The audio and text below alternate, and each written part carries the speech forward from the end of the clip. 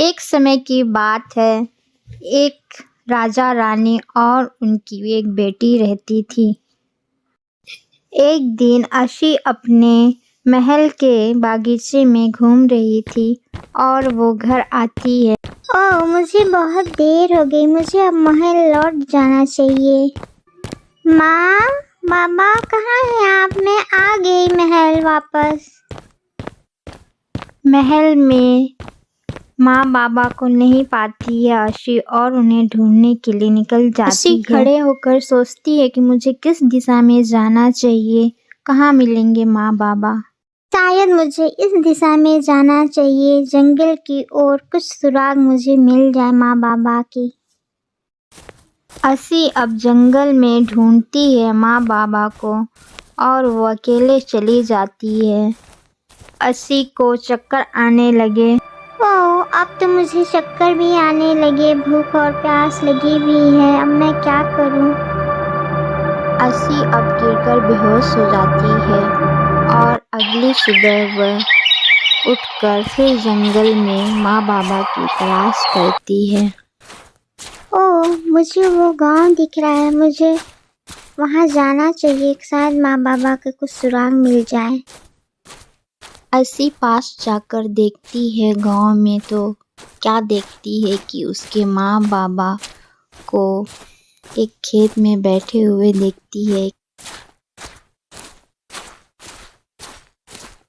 अब अशी ये देखकर कहती है, माँ बाबा, आप यहाँ खेत में क्यों बैठे हैं और ये इंसान कौन है आपके साथ? मुझे बताइए क्या हुआ है। बाबा चलिए महल वापस लौट चलिए, मैं कब से ढूंढ रही हूँ आप लोगों को, क्यों आ गए यहाँ? चलिए महल वापस।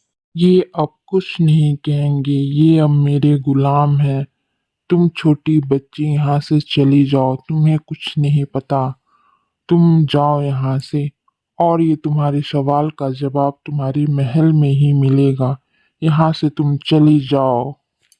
ना कहकर लोहम गायब हो जाता है। माँ बाबा, मैं वापस महल जा रही हूँ, आप लोग को छुड़ाने जरूर आऊंगी, मेरा इंतजार करना।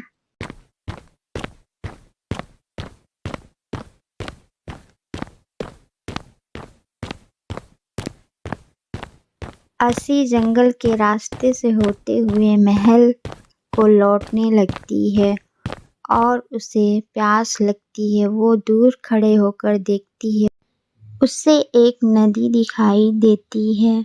वो नदी के पास जाती है और देखती है कि एक सोने के रंग की एक चिड़िया है।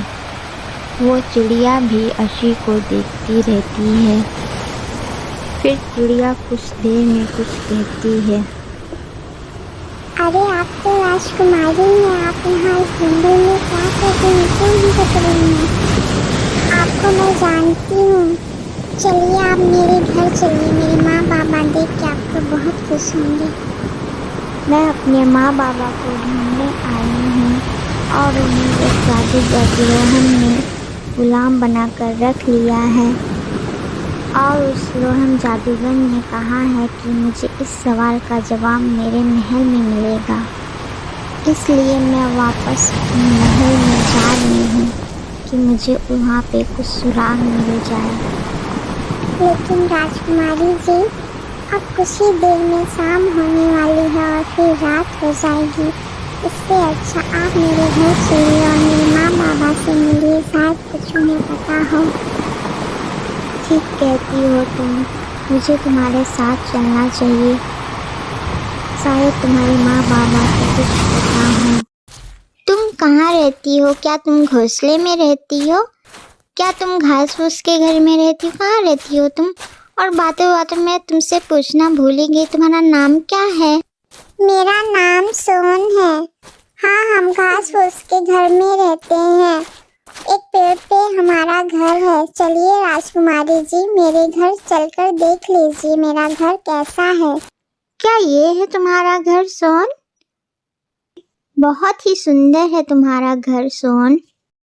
हाँ राजकुमारी जी, यही है मेरा घर, अंदर मेरे माँ बाबा भी हैं।